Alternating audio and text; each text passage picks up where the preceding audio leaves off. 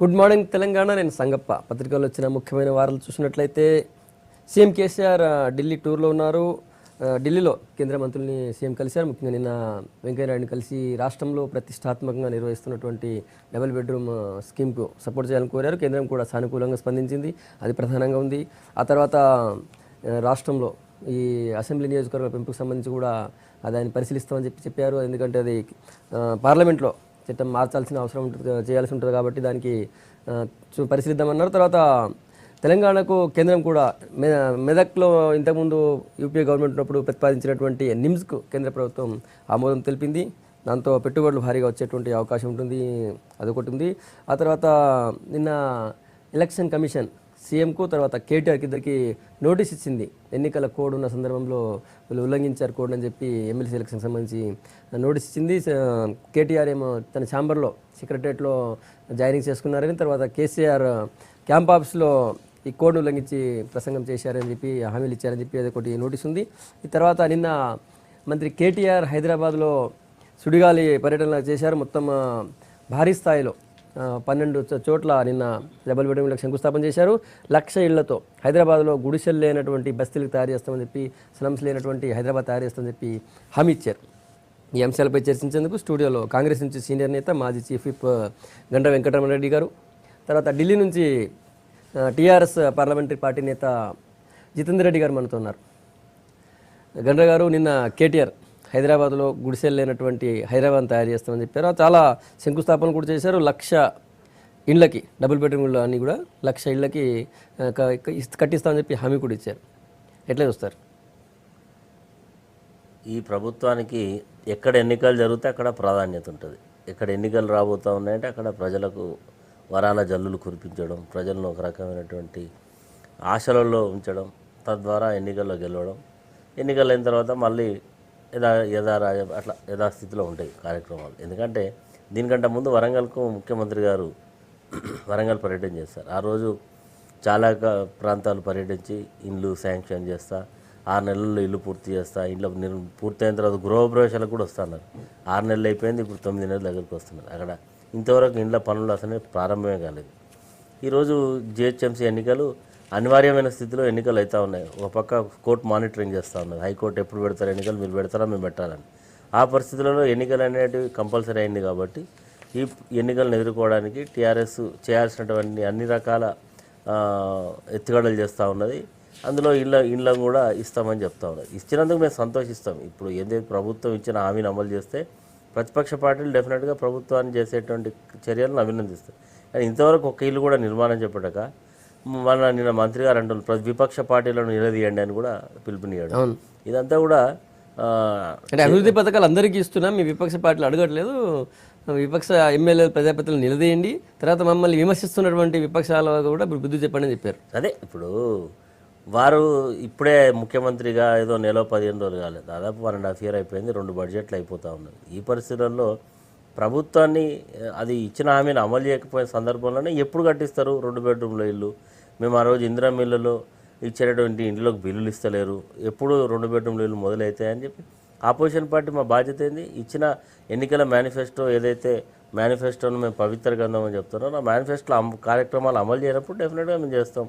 ఈరోజు వెంకయ్యనాయుడు గారు నిన్న ఢిల్లీలో కలిసారు. నిజంగా మన 10,000 ఇళ్ళే మనకు సాయం. అంటే ప్రభుత్వం కూడా మానిటరింగ్ చేయాలి. కేంద్ర ప్రభుత్వంతో నెగోషియేట్ చేయడం కానీ, ఇల్లు తీసుకురావడంలో కానీ, ఇళ్ళ నిర్మాణం చేయాల్సిన బాధ్యత కానీ ప్రభుత్వం దూరంగా ఉన్నది కాబట్టి మేము బాధ్యతగా ప్రతిపక్ష పార్టీలను కూడా అడిగినాం. ఏది ఏమైనా నిన్న మంత్రి గారు శంకుస్థాపనలు అక్కడో 100, ఇక్కడో 100, ఇక్కడో 100, 10 కిలో 1000 ఇండ్లు చేయవచ్చు. 1,00,000 ఇండ్లు చేస్తే ప్రజలందరికీ కూడా 2 బెడ్రూమ్ల ఇల్లు ఇస్తే, చేయకపోతే ప్రచారాలు అయితే చాలా అద్భుతంగా చేసుకుంటూ ఉన్నారు. నిజంగా ప్రజలు ఆ ఇళ్లలోకి పోయినప్పుడు డెఫినెట్గా దాన్ని మేము కూడా ఆపోజిషన్ పార్టీగా మంచి కార్యక్రమం చేస్తే అభినందిస్తాం. కానీ చేయకుండా కాలయాపన చేస్తున్నప్పుడు మా బాధ్యత ప్రభుత్వాన్ని నిలదీస్తాం, ప్రభుత్వాన్ని పదే గుర్తు చేస్తాం. మా బాధ్యత ఆపోజిషన్ పార్టీ బాధ్యత అంతే. రైట్. ఎంపీ గారు, ఎన్నికలు వచ్చినప్పుడే ఎన్నికల ముందు హామీలు వరాల జల్లు కురిపిస్తుంది, తర్వాత మర్చిపోతుంది ప్రభుత్వ పక్షం అనేది గండ్ర గారు అంటారు. ప్రజలకు విశ్వాసం ఉన్నది. టీఆర్ఎస్ పార్టీ కేసీఆర్ నాయకత్వంలో కేసీఆర్ గారు చెప్పింది చేస్తారు అనే నమ్మకం ప్రజల్లో ఉన్నది. అన్ని విధాలలో ఏదైతే మేనిఫెస్టోలో మేము పెట్టుకున్నామో అంశాలు పెట్టుకున్నామో అవన్నిటిని పూర్తి చేస్తాం. అవన్నీ పూర్తి చేయింది మేము ఎలక్షన్లోకి పోమని చెప్పి కూడా చాలా ఖచ్చితంగా మేము చెప్పడం జరిగింది. ఒక్కొక్క దానికి ఒక్కొక్క ప్రాధాన్యత ఇస్తూ వస్తున్నాము. ఎందుకంటే మనకు మొదలు తెలుసుకోవాల్సిన అవసరం ఉన్నది. అందరు మిత్రులందరూ కూడా 60 సంవత్సరాలు ఏదైతే ఉందో మన తిజోరి వస్తున్న రెవెన్యూని అన్నింటినీ కూడా అక్కడ ఆంధ్ర రాష్ట్రాన్ని యూజ్ చేసుకున్నారనే సంగతి మనం ఎన్నోసార్లు పోరాడాం. దాని గురించి నీళ్లు, నిధులు, నియామకాలు మూడింటిని ఏవైతున్నాయో మన నుంచి వాళ్ళందరూ కూడా తీసుకుంటున్నారు, ఇక్కడ నుంచి దోచుకపోతున్నారని చెప్పి ఉద్యమాలు చేశాం. మనం 68లో చేశాం, 69లో చేశాం, 72లో చేశాం. దాని తర్వాత మళ్ళీ మొన్న 12 సంవత్సరాలు సుదీర్ఘ పోరాటం చేసిన తర్వాత మనం ఇవాళ ఒక లైన్లో పడ్డాము. తెలంగాణ వచ్చిన తర్వాత ఇవన్నిటిని కూడా ఏ విధంగా రెవెన్యూ ఎక్కడెక్కడి నుంచి రావాలి, ఎటు నుంచి వస్తున్నది అనే దానిని కూడా మానిటర్ చేసుకొని అన్ని విధాలుగా ప్రజలకు అవసరము ఎట్లెట్లా ఉన్నదో అవన్నిటిని పూర్తి చేసే దిశలో ఇవాళ కేసీఆర్ గారు తెలంగాణ ఆర్కిటెక్ట్ గా పనిచేసుకుంటూ వస్తున్నారు. మొట్టమొదటిగా మీ అందరికి తెలుసు, మనకు అవసరమైనది చాలా అంటే ప్రజలలో అత్యవసరమైన కరెంట్ అనేది ఏదైతే ఉండేనో దానిని ఇమీడియట్ గా మనం సాల్వ్ చేసుకున్నాము. 24/7 మనం చేశాము. అదేవిధంగా ఇప్పుడు మనకు ఇమీడియట్లీగా ఇరిగేషన్ నీళ్లు కావాలా, ఇరిగేషన్ నీళ్ల ప్రణాళికలు మనం చేసుకుంటున్నాము. With in one month, maximum 1 month, లేకపోతే ఈ కోడ్ అయిపోయిన తర్వాతనైనా కానీ టెండర్స్ అన్నిటిని కూడా కాల్ఫర్ చేసి దాన్ని ఆ విధంగా మనం ఇరిగేషన్ లైన్. జితేందర్ రెడ్డి గారు అవన్నీ ఓకే. వెంకటరమణారెడ్డి గారు అన్నది ఎన్నికల ముందు హామీలు ఇచ్చి తర్వాత మర్చిపోతున్నారు. వరంగల్కి వచ్చి వరంగల్లో కూడా ఇల్లు కట్టించి గృహప్రవేశాలు చేసి మీ దగ్గరే భోజనం చేసి పోతా అన్నారు. మా దగ్గర ఇప్పటిదాకా రాలేదని అడుగుతున్నారు ఆయన.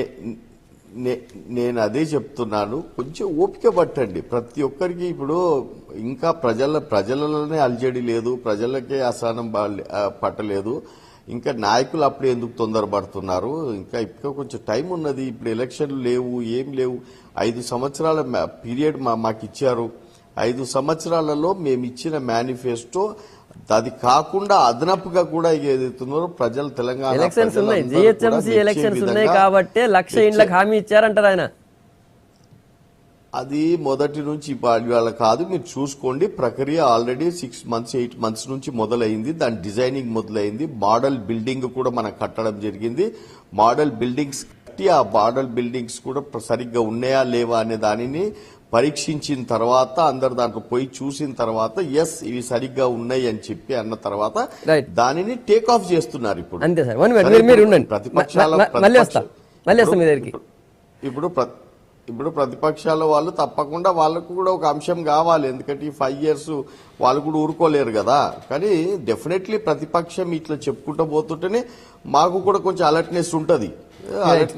వాళ్ళ పని వాళ్ళు చేస్తుంటారు, మా పని మేము చేస్తాం. Okay sir. చర్చలో ప్రొఫెసర్ గాలి వినోద్ కుమార్ గారు వచ్చారు, తర్వాత టీఆర్ఎస్ నుంచి శ్రీధర్రెడ్డి గారు ఉన్నారు.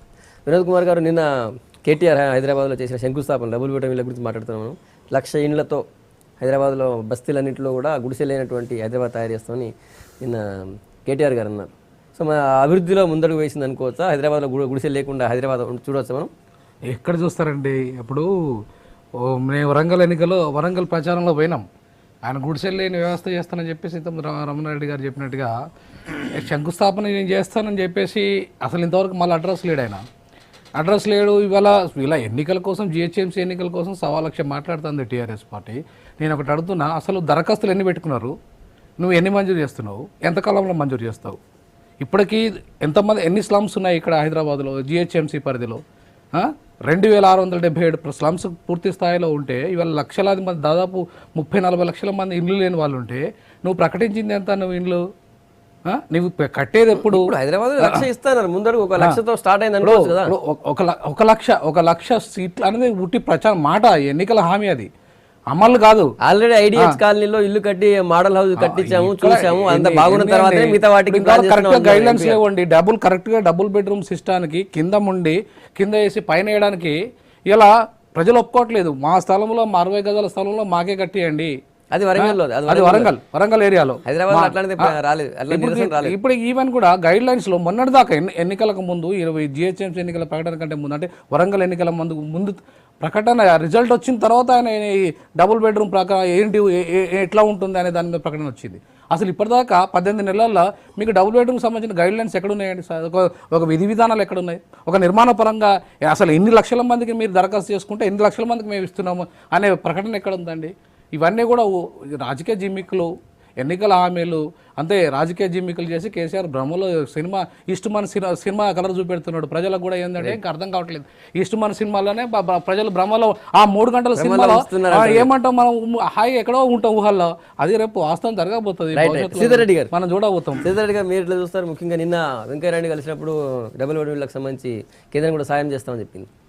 అంటే ఖచ్చితంగా ఇప్పుడు ఈ స్కీమ్ అనేది it is in line with the central scheme, national ఇప్పుడు హౌసింగ్ ఫర్ ఆల్ అనే స్కీమ్ ఉంది కదా, దాంతో స్ఫూర్తితోటి స్కీమ్ ఇక్కడ తెలంగాణ రాష్ట్రం నడుస్తూ ఉంది.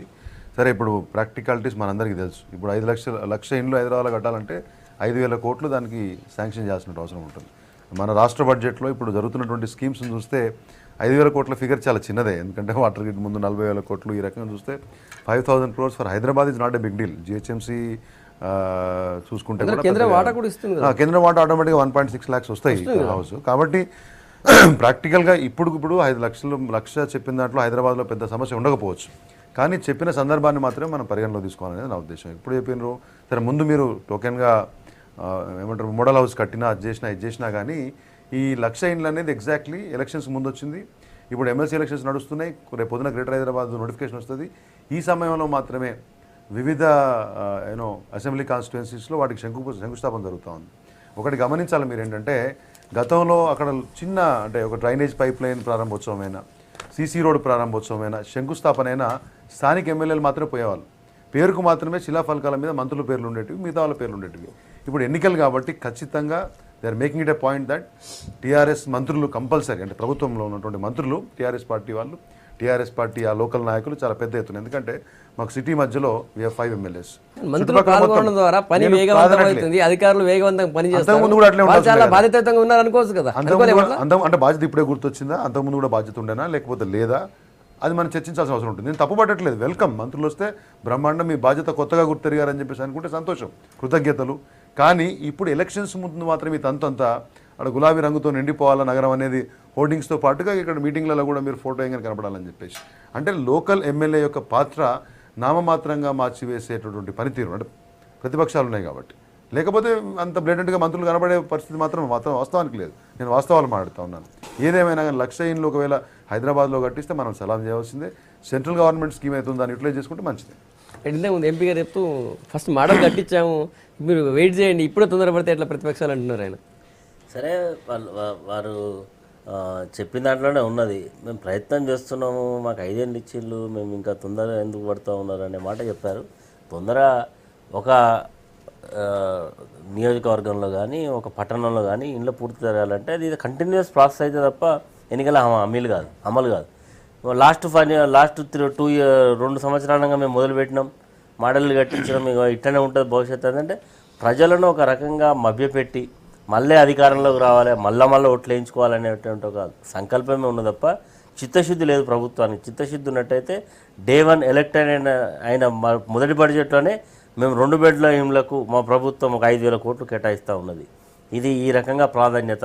ఎంపిక విషయంలో ఇక మార్గదర్శక సూత్రాలు ఇట్లా ఉంటాయి, ఎవరి ప్రమేయం ఉండదు, నిజమైన పేదవాళ్ళకి ఇల్లు కట్టిస్తామనేటువంటి కాన్సెప్ట్ ఉండాలి.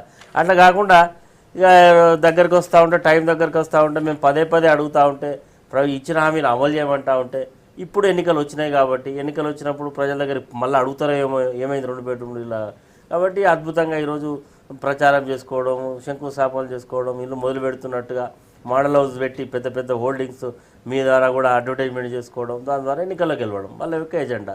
ఓకే, ఎన్నికల్లో గెలవండి, మేము వద్దండి, కానీ హామీని అమలు చేయండి, ఇచ్చిన హామీలు అమలు చేయమని. ఎంపీ గారు, ఇంతకుముందు జిహెచ్ఎంసీలో టీఆర్ఎస్ జెండాలు అది, ఈసారి పూర్తిగా సిటీ మొత్తం పింక్ చేసేసి మంత్రులందరూ కూడా పాల్గొని ఎలక్షన్ ముందు భ్రమల్లో సిటీ వాసుల్ని పెడుతున్నారని ప్రతిపక్షాలు అంటున్నాయి. ఇంతకు గాలి వినోద్ కుమార్ గారు కూడా అన్నారు.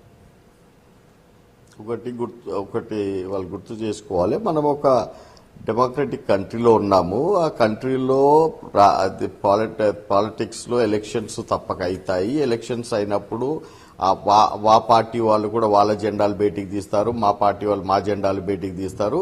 ఎవరి జెండాలు వాళ్ళు కట్టుకుంటూనే ఉంటారు. కట్టుకున్న తర్వాత దీంట్లో ఆశ్చర్యపోవాల్సిన అవసరము ఏం లేదు. ఎందుకంటే ఇదంతా ఒక ఎలక్షన్లు అంటేనే ఒక పండుగ వాతావరణం కింద అందరి ఇన్ని సంవత్సరాల నుంచి మనం చూసుకుంటూనే వస్తున్నాం. చిన్నప్పటి నుంచి చూస్తున్నాం, ఇవాళ చూస్తూనే ఉన్నాం, ఇంకా రేపు పొద్దున కూడా మనం చూస్తుంటాం. విపరీతంగా కొనడం, ఎంపీటీసీలను, జడ్పీటీసీలను, కార్పొరేటర్లను కొనడము ఎన్నికల పండుగ అండి. సంతలో పశువులాగా కొనడము అది ఎన్నికల పండుగ కింద అవుతుందా? అసలు ఎన్నికల నియమం అదేనా? ఒక్కరు వినోద్ కుమార్ గారు ఆ పాయింట్కి వెళ్దాం, అది కూడా నెక్స్ట్ డిస్కస్ చేద్దాం. ముందు హైదరాబాద్ అయితే కానివ్వండి. రైట్, ఎంపీ గారు మీరు కంటిన్యూ చేయండి. చాలా చాలా అసహనంగా ఉన్నారు, చాలా తొందరపడుతున్నారు. లేదండి జితేందర్ రెడ్డి గారు, అక్కడ ఎన్నికల వ్యవస్థను మొత్తం అపహాస్యం చేశారు, ప్రజాస్వామ్యాన్ని కూని చేశారు. వరంగల్ పార్లమెంట్ లో అపహాస్యం జరిగింది, ప్రజాస్వామ్యాన్ని కూని జరిగింది. రేపు ఒకటి గుర్తుపెట్టుకో, మా నాయకుడు వచ్చి ఒకే ఒక మాట అన్నాడు, మేము 14 నెలల్లో ఈ పనులు చేశాము, మీకు నచ్చితే ఓటెయ్యండి, నచ్చకపోతే మాకు శిక్షించండి అని చెప్పి చాలా క్లారిటీగా చెప్పడం జరిగింది. దానికి ప్రజలు 10,40,000 ఓట్లు పోలైతే 6,15,000 ఓట్లు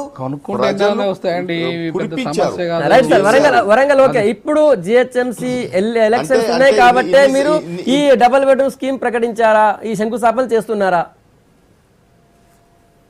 అది మీరు ఇంత ముందు నుంచే మీరు చూడాల్సిన అవసరం ఉన్నది. ఆల్రెడీ గత 6 నెలల నుంచి మీరు రివ్యూ చేయండి. ఇవాళ ఖాళీ వచ్చి చర్చలో పాల్గొని అసహనంగా మాట్లాడు కాదు. 6 నెలల నుంచి వేరే మోడల్స్ అన్నిటిని కూడా తయారు చేసి ఎవరు కట్టగలుగుతారు, ఏ విధంగా కట్టగలుగుతారు, కలకత్తా నుంచి వచ్చిన స్టీల్ కంపెనీ ఏదైతుందో వాళ్ళు మేము ఈ రకంగా కడతాము, వేరే ఓ కంపెనీ వచ్చి మేము 700 రూపీస్ స్క్వేర్ ఫీట్ లో కడతామని కొంతమంది, 900 రూపీస్ లో కడతామని కొంతమంది, అవన్నిటిని కూడా ట్రయల్ చేసి అన్ని విధాలుగా చేసి ఒక మోడల్ గా మనకు అందుబాటులో. ఎందుకంటే ఇంతకుముందు శ్రీధర్ అన్నట్లు దీంట్లో తప్పకుండా 1,06,000 ఏదైతే ఉంటుందో వాటా కేంద్రం వాటా ఉంటది. దానిని కేంద్ర వాటాను మన పైసలు తెలంగాణ నుంచి కూడా మన పైసలు కూడా జమగట్టి డబుల్ బెడ్రూమ్ ఇవ్వాలా అనేది పబ్లిక్ కు ఒక మంచి పని చేయాలనే ఉద్దేశంతో ఇవాళ ముందుకెళ్తున్నది ఈ ప్రభుత్వాన్ని. ఆ ప్రభుత్వాన్ని మీరు సహకరించండి. లేదంటే మీకు ఒకవేళ మేము చేసే పనులు నచ్చకపోతే మాకున్న పీరియడ్ 5 సంవత్సరాలు. 5 సంవత్సరాల పీరియడ్ లో ఒకవేళ మేము సరిగ్గా చేయకపోతే మళ్ళీ మాకు ఓటు వేయకండి. మేము చాలా ఓపెన్ గా మీకు తెలియజేసి చెప్తున్నాము. అనవసరంగా ఇప్పటి నుంచే అసహనానికి గురి అయి మీరందరూ అనవసరం బీపీ తెచ్చుకొని లేకపోతే అది చేసుకొని చర్చలకు మీరు సరిగ్గా జిహెచ్ఎంసీ ఎలక్షన్స్ ముందు 1,00,000 ఇల్లు ప్రకటిస్తే వాళ్ళు మరి అది ఎన్నికల ముందు ఎందుకు ఇస్తున్నారని చెప్పి అడుగుతారు కదా. ఇయొద్దా చెప్పండి, ఇయొద్దా? రైట్, ఈ పాయింట్ చెప్పండి. రైట్ సార్, మీ పాయింట్ కూడా క్యారీ చేస్తున్నాం. ఇవాళ ప్రజల కోసము మనం కడుతున్నాము. అది ఎప్పుడు వాళ్ళకి ఏదో విధంగా ఇస్తుంటే దాని ఎలక్షన్ల ముందు ఎలక్షన్ల తర్వాత అని అనడం అనేది చాలా తప్పని చెప్పి నేను మీకు శ్రీధర్ రెడ్డి గారు చెప్పండి. హైదరాబాద్ లో నేను చెప్పేది డబుల్ బెడ్రూమ్ ఇళ్ల గురించి గత కొన్ని నెలలుగా మాట్లాడుతున్నారు, నేను కాదనట్లేదు. వెంకటరమణారెడ్డి గారు చెప్పినట్టు వరంగల్లో మాట్లాడినరు, మహబూబ్నగర్లో మాట్లాడినరు, రోజు మాట్లాడుతున్నారు. కేంద్ర ప్రభుత్వం కూడా బై 2020 ఆల్మోస్ట్ 2000 ఎంపీ గారికి బాగా తెలుసు, నేషనల్ హౌసింగ్ ఫర్ ఆల్ స్కీమ్లో అందరికీ పట్టణ పేదలకు, గ్రామీణ పేదలకు పూర్తి స్థాయిలో మనం మోరార్లెస్ 2 కోట్ల ఇండ్లకు పైగా కట్టించాలని ఒక నిర్ణయం తీసుకున్నారు, 2 లక్షల కోట్లకు పైగా. సో నేనేం చెప్తున్నానంటే నేను కాదనట్లేదు, డెఫినెట్లీ ఇట్ ఈస్ అప్రిషియేటెడ్, కానీ ఏ సందర్భంలో చెప్తున్నారు అనేది హైదరాబాద్లోని ఒకటి టెక్నికల్ గా మాట్లాడుకుంటే అసలు ఏ విషయాలు మాట్లాడలేము. రాజకీయపరమైన వాతావరణంలో ఎప్పుడు దేన్ని స్పృశించి ఏ రకంగా లబ్ధి పొందేటువంటి ప్రయత్నం ఎవరికి వాళ్ళు చేస్తారు. కాబట్టి నేను చెప్పేది ఏంటంటే టీఆర్ఎస్ పార్టీ ఈ సందర్భంలోనే ఎలక్షన్స్ ముందు మాత్రమే చెప్పారు. గతంలో ఈ 1,00,000 ఇండ్లు అనేది ఒక స్పెసిఫిక్ నంబర్ హైదరాబాద్ కోసం నేను ఎక్కడ కూడా వాళ్ళ యొక్క ప్రయత్నాన్ని కానీ సంకల్పాన్ని తప్పుపట్టు. మీరేమన్నారు ఎన్నికల ముందు ఈ సందర్భం అన్నారు, ప్రయత్నాన్ని సంకల్పాన్ని తప్పుపట్టట్లేదు కానీ సందర్భాన్ని మాత్రమే మనం చూడాల్సి వస్తుందని చెప్పి. రైట్, ఎన్నికలు వస్తూ ఉంటాయి కంటిన్యూస్ లో, అయితే మరి అభివృద్ధి చేయకూడదా అనే ప్రశ్న.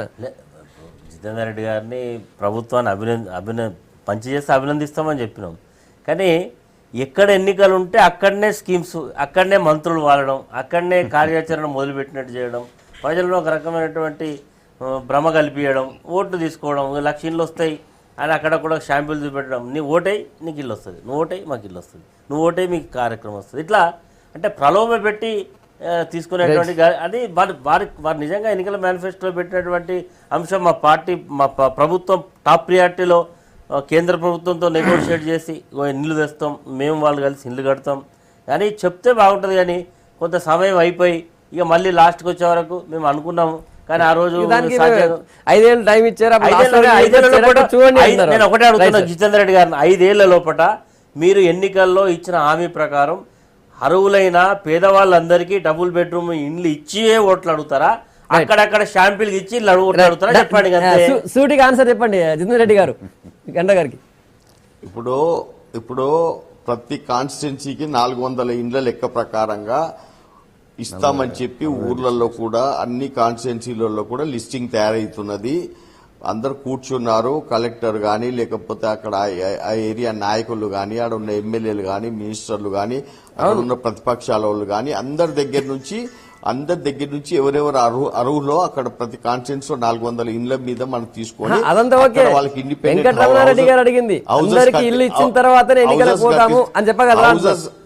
హౌసెస్ కట్టిస్తామని చెప్పాము.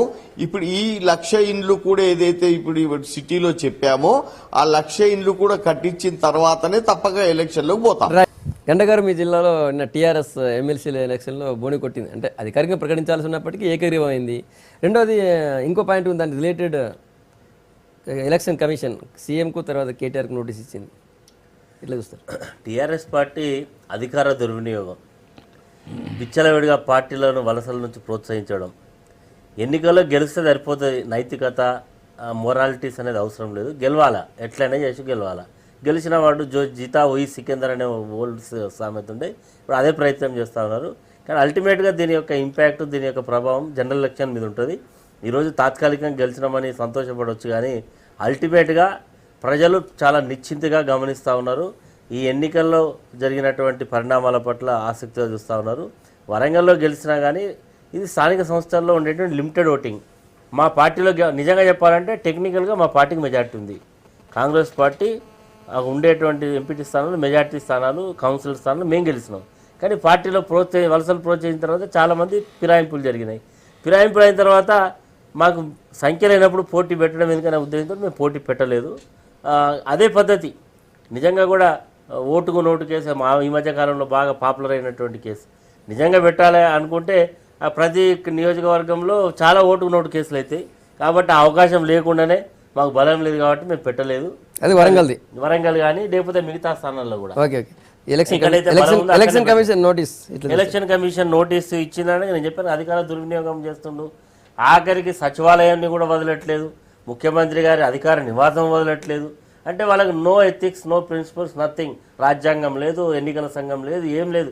మేము తలుచుకుంటే ఎక్కడైనా పార్టీలు కండోలు కప్పుతాం, ఆహ్వానిస్తాం, సచివాలయాన్ని మా పార్టీ కార్యాలయంగా వాడుకుంటాం, ముఖ్యమంత్రి కార్యాలయం, రెసిడెన్షియల్ కార్యాలయం ఎన్నికల కోడ్ అమల్లో ఉండగా వాడుకుంటాం.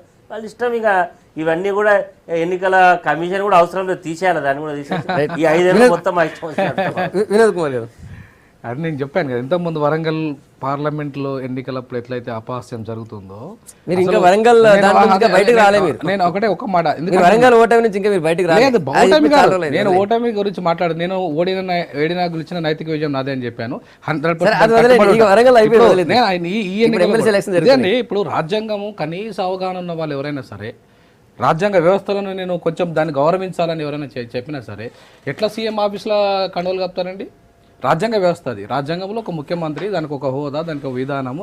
రాజ్యాంగంలో ఏ పార్టీలు కూడా చేయలేదు ఇంతవరకు. అధికారంలో ఉన్న ఏ పార్టీలు కూడా అధికార నివాసంలో కండోలు కప్పలేదు. ఎట్లా కప్తారంటే ఒక రాజ్యాంగ సంస్థ, రాజ్యాంగ బద్దులు, ముఖ్యమంత్రి రాజ్యాంగ నియమాలు కట్టుబడి ఉండాలి.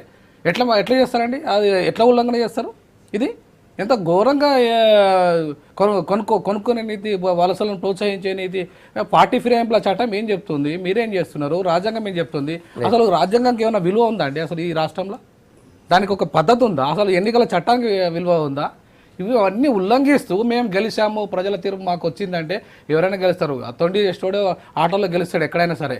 ఖచ్చితంగా గెలుస్తాడు. ఇప్పుడు తొండి చేస్తాడు, ఎక్కడ TRS కూడా తొండి చేస్తుందంటారు. ఎంపీ గారు తొండి చేస్తుంది కాబట్టి గెలుస్తుంది అక్కడ. ఎంపీ గారు ఎట్లా చూస్తారు? ఎలక్షన్ కమిషన్ నోటీస్ ఇచ్చింది ముఖ్యమంత్రికి, తర్వాత కేటీఆర్కి, దీనికి ఎట్లా ఎదుర్కొంటారు, ఎట్లాంటి వివరణ ఇచ్చుకుంటారు?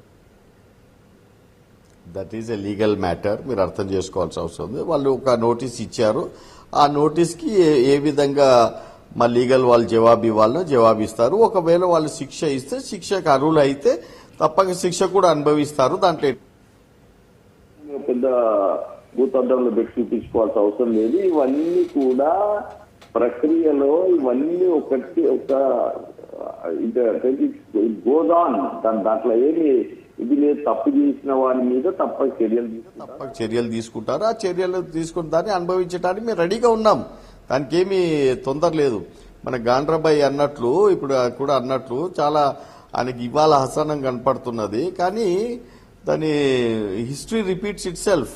ఎందుకంటే ఆనాడు టిఆర్ఎస్ పార్టీలో 26 మంది ఎమ్మెల్యేలు గెలిస్తే వాళ్ళ నాయకుడే మొత్తం 20 మందిని తీసేసుకొని వెళ్ళిపోయి 6 మందిని మిగిలిచ్చిండు.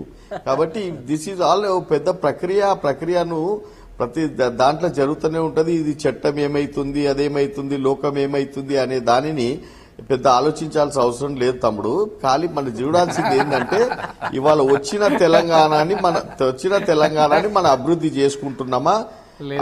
చేసుకుంటున్నామా లేదా ప్రజలకు మేలు జరుగుతుందా లేదా అనే దానిని డెవలప్మెంట్ వైపు మనం పోదాం. ఎందుకంటే అనవసరంగా వాళ్ళని కొన్నారు వీళ్ళని కొన్నారు అని పాపం ప్రజలను బద్నాం చేయొద్దు మీరు. ప్రజలు వాళ్ళేదో వాళ్ళ పని వాళ్ళు చేసుకుంటున్నారు, వాళ్ళు ఇది చేసుకుంటున్నారు. కాబట్టి let's go ahead, let's go ఒక పాజిటివ్ మైండ్ లోకి రండి. ఒక పాజిటివ్ మైండ్ లోకి వచ్చి అభివృద్ధి అనేది ఓకే మీరు చేయాలన్నా మనం చేయాలన్నా ఎవరు చేయాలన్నా అనే దాన్ని మనం ఆలోచించుకుందాం. ఓకే, మా ఎంపీ సాబ్ చెప్తా ఉంటే మేమేమి అసహనానికి గురైతలేము. మాకు ప్రజలకు మమ్మల్ని ప్రతిపక్షంలో కూర్చోబెట్టారు. మేము 2019 వరకు ఈ ప్రభుత్వమే కొనసాగాల, మంచి కార్యక్రమాలు చేయాలని కోరుకుంటా ఉన్నాం. మంచి కార్యక్రమాలు అంటే ఏంది? అంత స్పష్టంగా పార్టీ ఫిరాయింపుల చట్టం స్థానిక సంస్థల్లో ఉంది, శాసనసభ్యులకు ఉంది, శాసనమండలి సభ్యులకు ఉంది, పార్లమెంట్ సభ్యులకు ఉన్నదన్న తర్వాత కూడా ఇంత violation of the election rules, party ఫిరాయింపుల చట్టాన్ని నీళ్లు వదిలేసి డైరెక్ట్గా పార్టీలోకి ఆహ్వానించడం, కండువాలు కప్పడం, మాకు బలం ఉందని టెక్నికల్గా మాట్లాడదాం. ఈరోజు టెక్నికల్గా మాట్లాడితే నల్గొండలో వాళ్ళకి మెజార్టీ లేదు, మహబూబ్ నగర్లో లేదు, అదేవిధంగా మెదక్లో లేదు, వరంగల్లో లేదు. లేనటువంటి స్థానాలు నిజంగా చెప్తాను అసలు మేము నిలబడే మాకు యునానిమస్ కావాలా, వాళ్ళు పోటీ పెట్టకూడదు. మోరల్. కానీ మీ రోజు వాళ్ళు అంటా ఉన్నారు అసలు మేము ఏదంటే చేస్తాం, అసలు ఎవరు పట్టించుకోవాల్సిన అవసరం లేదు, మాకు ఏదంటే డెవలప్మెంట్, దానికి ముద్ర, దానికి ఏం చేసినా స్టాంప్ కొట్టుడు. అభివృద్ధి అనేది నిరంతర ప్రక్రియ. ఎవరు ముఖ్యమంత్రి ఉన్నా, ఎవరు ప్రభుత్వాలు ఉన్నా, it is a continuous process. అంటే పార్టీలో ఒక ఎంపీపీ చేరితేనే అభివృద్ధి చేస్తారా, ఒక ఎమ్మెల్యే చేరితేనే అభివృద్ధి చేస్తారా? అభివృద్ధి అనేది మీ యొక్క రాజ్యాంగంలో అందరినీ కూడా సమదృష్టితో సమాంతరంగా చేయాల్సినటువంటి కార్యక్రమాలు. ఏంటంటే ఒక ఎమ్మెల్యే చేరుతాడు, అభివృద్ధి కొరకు పోయినా అంటాడు. ఏదో కొత్త నిర్వచనాలు చెప్తా ఉన్నారు. అభివృద్ధి అంటే ఒక్కొక్క ఎంపీటీసీని జెడ్పీటీసీని 8 లక్షలు 10 లక్షలు సంతలో సరుకులా కొనడమా అభివృద్ధి? నిజంగా అభివృద్ధి జరిగితే ప్రజలు స్వచ్ఛందంగా ఓటేయాలండి. ఒక మంత్రి ఒక కాన్స్టిట్యున్సీకి ఇన్ఛార్జి, ఒక ఎమ్మెల్యే ఒక మండలానికి ఇన్ఛార్జి, 60 మందికి ఒక నాయకుడు ఇన్ఛార్జి పెట్టి నీ రేట్ ఎంత అని మాట్లాడుకుంటే అభివృద్ధి చేసినట్ట ప్రజలు అభివృద్ధి చూసినట్టు. స్థానిక అవమానం జరిగింది. ప్రజాప్రతినిధులకు అర్థం లేకుండా పోయిందండి, ఎన్నికల వ్యవస్థకు అర్థం లేకుండా పోయిందండి. అందుకే నేను చెప్తున్న బాధ, ఎందుకంటే క్యాండిడేట్ గా అక్కడ ఉన్నా కాబట్టి చూశాను కాబట్టి నేను చెప్తున్నాను. మీరు ఎట్లా చూస్తారు? ఇప్పుడు మనం అవినీతి గురించి మాట్లాడి దాన్ని ఇన్స్టిట్యూషనల్ చేసేసినాం. అవినీతి జరగడం అనేది సర్వసాధారణమైన విషయంగా, అదో పెద్ద నేరంగా కాకుండా ఏసీబీ కేసులలో పోయిన వాళ్ళు 6 నెలల్లో వాళ్ళ ఉద్యోగాలకు వస్తున్నారు. వాళ్ళందరూ కూడా సమాజంలో మామూలుల కంటే కూడా చాలా గర్వంగా తలెత్తుకొని తిరుగుతున్నారు. ఏసీబీ కేసు పోయిందంటే వాడు డబ్బులున్నోడో లేకపోతే best of the best people కింద వచ్చేస్తారు. అట్లా పార్టీ ఫిరాయింపులు కూడా ఆ స్థాయికి వచ్చేసినాయి. ఎంత స్థాయికి వచ్చేసినాయి అంటే ఒక స్థాయిలో నిరాశ నిస్పృహలు ఇతర పక్షాల్లో వచ్చేంత పరిస్థితులలో. మొన్న భువనగిరిలో మీరు చూడండి, భారతీయ జనతా పార్టీకి సంబంధించినటువంటి మున్సిపల్ చైర్మన్ వైస్ 14 మంది హోల్సేల్గా నేను కొనబడ్డారు, ఇట్లాంటి మాటలు నేను మాట్లాడను. కానీ దాని వెనక ఏం జరుగుతుంది అనేది ప్రజలకు మనకంటే బ్రహ్మాండంగా తెలుసు. వాళ్ళు చెప్తారు పోతే ఎక్కడ పోతే అక్కడ. ఈ రకమైన అవసరం ఉందా అనేది నా ఉద్దేశం బేసిక్గా. ఇది అంటే పార్టీ ఫిరాయింపుల చట్టం, ఎలక్షన్ కమిషన్ నోటీసు జితన్ ఇప్పుడు చెప్పింది ఏంటంటే అది ఫిరాయింపులు అది చట్టం తన పని చేసుకోపోతుంది, మా పని మేము చేసుకోపోతాం, నోటీస్ ఇస్తాడు, రాస్తాడు, చేసేటోళ్ళు చేస్తారు. This is the system, let it continue, there will be a day. ఆ రోజు మనకు ఎవరెవరికి ఎక్కడెక్కడ ఉండాలో అక్కడ ఉంటాం మనం. ఎందుకంటే మనము దోజ్ ఆర్ ది సిస్టమ్ని ప్రొటెక్ట్ చేసేటోళ్ళే సిస్టమ్ని బ్రేక్ చేసుకుంటా ముందుకు పోతే, దాన్ని ఇన్స్టిట్యూషన్ చేసుకోపోతూ ఉంటే, దానికి అన్ని వ్యవస్థలు కలగలిపి right from police to revenue support చేస్తూ ఉంటే, శాసనసభ కూడా సపోర్ట్ చేస్తూ ఉంటే, స్పీకర్ సపోర్ట్ చేస్తూ ఉంటే, ordinary person what can you do, ఏం చేయగలుగుతారు? మీరు నేను చర్చ చేయడం తప్పితే అడుగు కూడా ముందుకు వెళ్ళాం. అటువంటి దరిద్రమైనటువంటి నాట్ ఓన్లీ టీఆర్ఎస్ పార్టీ, నేను మామూలుగా మన శాసన వ్యవస్థలో ఉన్న పరిస్థితులలో ఒక దౌర్భాగ్యమైన పరిస్థితి మనమే క్రియేట్ చేసుకుని మనమే చర్చ చేసుకుంటున్నాం. ఫూల్స్ ప్యారడైజ్లో పిచ్చోళ్ళ గుంపులో కూర్చొని పిచ్చితనం ఎక్కడుందని ఎత్తుకునేటువంటి పరిస్థితి కల్పించిన తర్వాత ఆర్డినరీ పీపుల్కి స్కోప్ లేదు. జితేందర్ రెడ్డి గారు, నిన్న ఆల్రెడీ ఒకటి ఏకగ్రీవం అయింది, ఇంకా 11 స్థానాలు కూడా మేము గెలుస్తామంటున్నారు. మరి ఏ విధంగా గెలుస్తారు? ఏకగ్రీవం దగ్గర పాపం మిగతా వాళ్ళు చాలా మంది నిరాశ గురయ్యేటోళ్ళు కూడా ఉన్నారు దాంట్లో పాపం. అది వేరే. మళ్ళీ మీరన్నారు ఇంతకుముందు వాళ్ళు కొంటున్నారంటారు, ఇప్పుడు నిరాశ గురయ్యారంటారు. నేను డబ్బులు అని చెప్పాను, నిరాశ గురయ్యేవాళ్ళు ఎన్నికల పండుగ. ఎంపీ గారు ఎట్లా గెలుస్తారు? మొత్తం ఈ పార్టీ ఫిరాయింపులు ఏంది, ఈ స్థాయిలో జాయిన్ చేయాలంటున్నారు. ఇప్పుడు ఇంతకుముందు గాండ్రా గారు ఏమన్నారంటే వీళ్ళ దగ్గర మా దగ్గర బలం ఉన్నది, మా దగ్గర ఇంతమంది ఎంపీటీసీలు ఉన్నారు, మనతో ఇంతమంది జెడ్పీటీసీలు ఉన్నారు, వాళ్ళు ఉన్నారు, వీళ్ళు ఉన్నారు, మొత్తం అయినా కానీ వీళ్ళు ఎట్లా గెలుస్తారని చెప్పి వీళ్ళు అంటున్నారు. మా ధీమా ఒక్కటే, మాకు మేము గెలిచిన నాటి నుంచి, మా ప్రభుత్వం వచ్చిన నాటి నుంచి ఇప్పటిదాకా అన్ని విధాల సంక్షేమ పథకాలు కానీ, ఇన్ఫ్రాస్ట్రక్చర్స్ వర్క్ కానీ, ప్రజలకు కావాల్సిన అన్ని అవసరాలన్నిటిని కూడా మేము తీర్చే దశలో ముందుకు వెళ్తున్నాము, పని చేస్తున్నాము, మేము ఇచ్చాము కూడా. అయితే ఇవాళ పరిస్థితి ఎట్లుందంటే చాలా మంది, ఇంకోటి గుర్తుపెట్టుకోవాలి, ఈడ గుర్తు మీద ఓటింగ్ ఉండదు.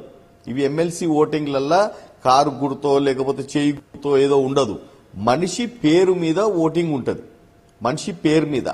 రేపు పొద్దున అక్కడ ఉన్న జెడ్పీటీసీలు కాంగ్రెస్ లో ఉన్న వాళ్ళు కానీ, టీఆర్ఎస్ లో ఉన్న వాళ్ళు కానీ, బీజేపీలో ఉన్న వాళ్ళు కానీ, టీడీపీలో ఉన్న వారికి ఏ మనిషి పేరు నచ్చితే ఆ మనిషి పేరు మీద వాళ్ళు ఓటింగ్ చేస్తుంటారు, వాళ్ళు ఓటు చేస్తారు. అంటే మాకు ఒక నమ్మకం ఏమున్నదంటే మేము ఒక మంచి పని చేసుకుంటూ ముందుకు వెళ్తున్నాము కాబట్టి అక్కడ ఉన్న వాళ్ళు కూడా ఈ మనిషి ఈ పలాని పేరు బాగున్నది, ఇతను మంచి మనిషి పలాని పార్టీలో పనిచేస్తున్నాడు కదా, మాకు అభివృద్ధి అవుతుంది అని చెప్పి ఓటు వేస్తారు అని చెప్పి నమ్మకం మాకున్నది. అంతేగాని మేము గెలుస్తాము, మేము తప్ప ఇచ్చేస్తాము అని చెప్పడం దట్ ఈస్ రెండోది. ఇంకోటి, ఏ మనిషి వచ్చి 8 లక్షల రూపాయలు 10 లక్షల రూపాయలు మాకు ఇచ్చిండ్రు, లేకపోతే మమ్మల్ని అడిగినరు, లేకపోతే టీఆర్ఎస్ పార్టీ వచ్చిందని చెప్పి మీ దగ్గరికి ఎవరైనా వచ్చి చెప్పిండ్రా?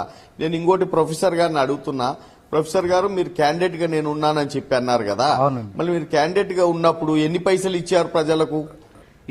రాత్రి నుండి తెల్లారి దాకా ఇచ్చారండి. మా ఇంటి పక్కనే, మా వరంగల్లో మా ఇంటి పక్కనే. నేను ఎవరికి ఒక్క రూపాయి ఇవ్వలే, నేను ఎవరికి ఒక్క రూపాయి ఇవ్వలేదు. ఒక్క single NP even media advertisement కూడా ఒక్క రూపాయి ఇవ్వలేదు. మీరు ఇయ్యనప్పుడు మరి వేరే వాళ్ళు ఇచ్చిరని ఎందుకు అనుకుంటారు? ఎందుకు అంటే మా ఇంటి పక్కనే జరిగినాయి కాబట్టి. ఇప్పుడు నేను రాత్రంతా క్యాండిడేట్ నేను ఇక్కడ ఉన్నాను, పక్కన మా ఇంటి పక్కనే చుట్టుపక్కల మొత్తం మహిళా సంఘాలు అన్ని కూడా కొట్లాట పెట్టుకున్నారు, పైసల కాడ లొల్లి పెట్టుకున్నారు, పంచాయతీ పెట్టుకున్నారు. మేము ఉండే అట్లా కాదమ్మా, ఇట్లేంది ఈ దౌర్భాగ్యం ఏంది, ఇట్లా రాత్రిపూట పోలీసులు అక్కడ పక్కకే ఉంటారు, చూడరు, పట్టించుకోరు, చెప్పినా వినరు. అది పరిస్థితి అక్కడ. అట్లా మేనేజ్ చేయాలి, అధికార దుర్వినియోగం చేసుకోవాలి. మనం అనవసరంగా ప్రజలను బద్నాం చేయొద్దు, వాళ్ళు పైసలు తింటున్నారు లేకపోతే ఇది చేస్తున్నారు అని చెప్పి చేస్తే వాళ్ళు కూడా అభిమానం ఉన్నది, మన అభిమానం ఉన్నది చెప్తే వాళ్ళు కూడా బాధపడతారు. అట్లాంటి లేదు వాళ్ళకు. మీరు టీఆర్ఎస్ పార్టీ పైసలు పంచలేదండి, ఒక్క రూపాయి కూడా పంచలేదా? నేను చెప్తున్నా సార్ డైరెక్ట్ గా క్యాండిడేట్ గా, నేను ఒక్క రూపాయి ఎవరికి పంచలేదని. మరి మీరు చెప్పగలరా ఒక్క రూపాయి పంచలేదని? నేనైతే హైదరాబాద్ లో ఉన్నా, నేను చూడలేదు. ఎంపీ గారు మీరు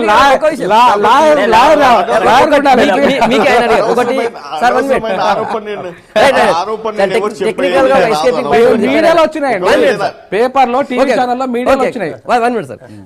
టెక్నికల్ గా వాళ్ళు ఇది గుర్తు మీద జరిగే ఎలక్షన్ కాదు, పేర్లతోనే ఉంటది కాబట్టి దానికి ఇప్పుడైతే ఒక జిల్లాలో ఇద్దరు ఉన్నారు కాబట్టి 1-2 సెకండ్ ప్రయారిటీ కూడా వేయాల్సింది ఉంది కదా, అదొకటి. రెండోది మొన్న ఒక మంత్రి చెప్పారు, ఎలక్షన్స్ ఇప్పుడు ఎంపీటీసీ జెడ్పీటీసీ ఎలక్షన్స్ సమైక్యాంధ్రలో జరిగినాయి, సమైక్య రాష్ట్రంలో జరిగినాయి కాబట్టి తెలంగాణ వచ్చిన తర్వాత అందరూ కూడా తెలంగాణ అభివృద్ధి కోసం అధికార పార్టీ వైపు రావాలని కూడా అందుకే జాయిన్ అవుతున్నారు అని చెప్పి దాన్ని కూడా చెప్పారు. ఆ రోజు స్థానిక సంస్థల ఎన్నికల్లో కూడా సమైక్య రాష్ట్రంలో సమైక్య జరిగినా రాష్ట్రంలో జరిగినాయి. అంటే ఈ శాసనసభ ఎన్నికలు కూడా సమైక్య రాష్ట్రంలోనే జరిగినాయి. రాష్ట్ర విభజన బిల్లు అయింది కానీ ప్రత్యేక రాష్ట్రం అంటే ఎమ్మెల్యేలకు ఒకటి, ఎంపీటీసీలకు ఒకట, వాళ్ళకి వీళ్ళకి 29 రోజుల వ్యవధిలో పట్టే ఎన్నికలైనాయి.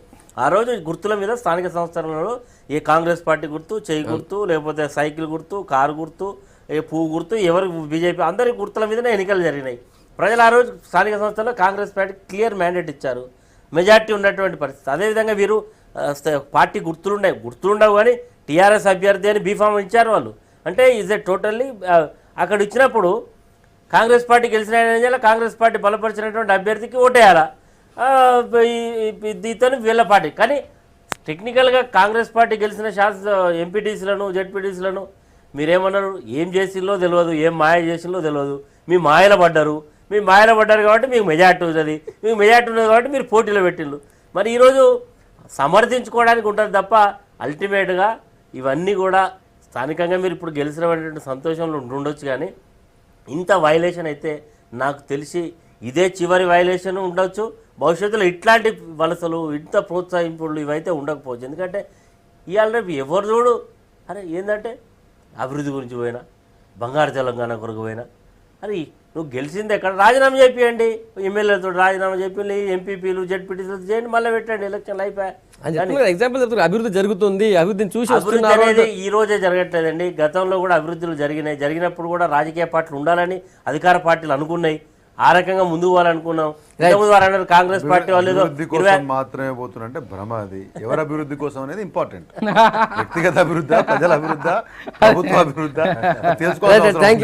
ప్రజల అంటే 6 లక్షలు కాదు, అంటే 6,15,000 ఓటర్లు వరంగల్లో ఓటు వేసిన వాళ్ళందరూ కూడా పర్సనల్ కోసమే పోతున్నారు అనుకోవచ్చా? ఓటింగ్ వేరన్నా నేను చెప్పేది ఇక్కడ ఫిరాయింపులు అంటే ఎంపీటీసీ, జెడ్పీటీసీ ఫిరాయింపులు. ఇప్పుడు ఓటింగ్ అది కూడా ఓటింగే కదా, అది ఓటింగే, ఇది ఓటింగే. ప్రజాస్వామ్యంలో వాళ్ళు ఇచ్చినటువంటి ఎవరు కూడా అంటున్నారు, ఎంపీటీసీ, జెడ్పీటీసీ అభివృద్ధి చూసి వచ్చినారని మీరు అంటున్నారు. వీళ్ళు అంటున్నారు ఎవరు అభివృద్ధి, వాళ్ళు ఎట్లా పోతున్నారు, వెనక తెరవెనక జరిగేది అని వీళ్ళు అంటున్నారు, ప్రతిపక్షాలు అంటున్నాయి. Sir thank you MP Jitender Reddy గారు, తర్వాత శ్రీధర్ రెడ్డి గారు, ప్రొఫెసర్ గాలి వినోద్ కుమార్ గారు, గంట వెంకటరమణ రెడ్డి గారు. గుడ్ మార్నింగ్ తెలంగాణ అభివృద్ధి చెప్పినందుకు. రేపు మార్నింగ్ మళ్ళీ ఇదే టైం కలుద్దాం. Stay tuned.